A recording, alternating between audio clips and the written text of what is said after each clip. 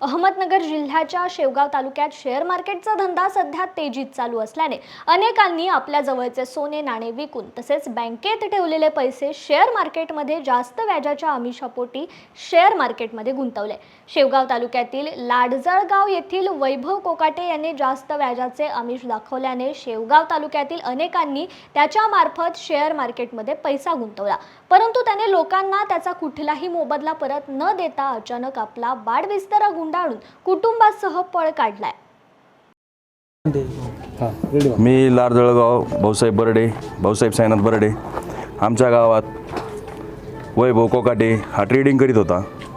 हा भरपूर दिवसापासून ट्रेडिंग म्हणजे सगळे 4 महिने झाले तर ट्रेडिंग सुरू केली त्यांनी। याच्या आधी पण एक वेळेस ट्रेडिंग केली होती त्यांनी, ट्रेडिंगमध्ये तो लॉस गेला तर त्यांनी ते घरचेच पैसे होते त्यात लॉस गेला, घरी सगळ्याला माहीत होतं।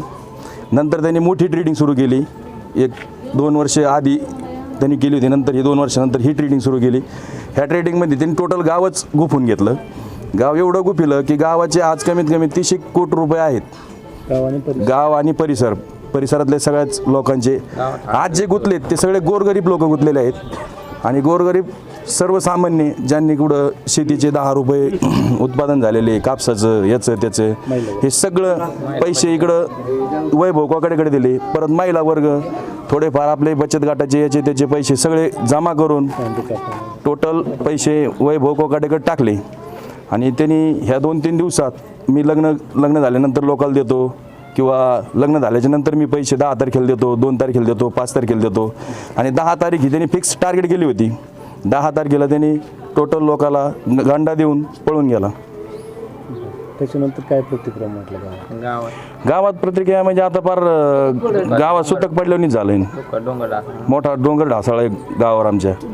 आणि सगळ्यात जास्त काही लोक असे आहेत आज सर की त्यांची परिस्थिती नाही आहे तरी त्यांनी पाहुण्याकडून रावळ्याकडून इकडून तिकडून काढून त्याच्याकडे पैसे आणून टाकलेले भरपूर लोक।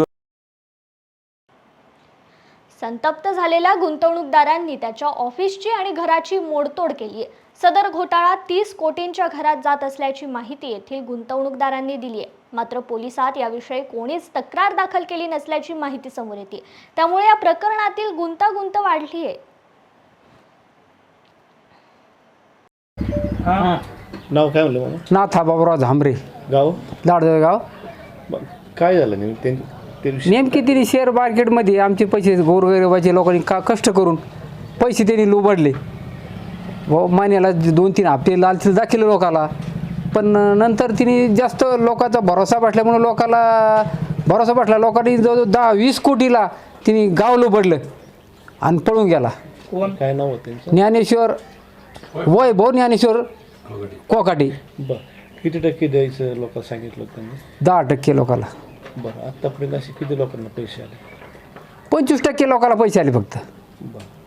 किती कोटीचं म्हणजे आसपास परिसरातले किती कोटीचं लोक? 25 माझ्या मताने 25 कोटीचा। 25 कोटी। हा, आज परिस्थिती काय आहे? आज परिस्थिती लोकांना आज खालदार नाहीत, ते बी चोरून लोकांनी लपवून असे पैसे करून काम करून लोकांनी तिथं पैसे भरले। हा, आता त्यांचे घर पाडापडी केली असं कळतं, हे खरं आहे का? लोकांनी काय केलं? मग लोक काय गपची बसते का? काय केलं? घर पाडलं म्हणजे काय, घर थोडंच पाडलं, फक्त सामान त्याचं नेलं ते लोकांनी।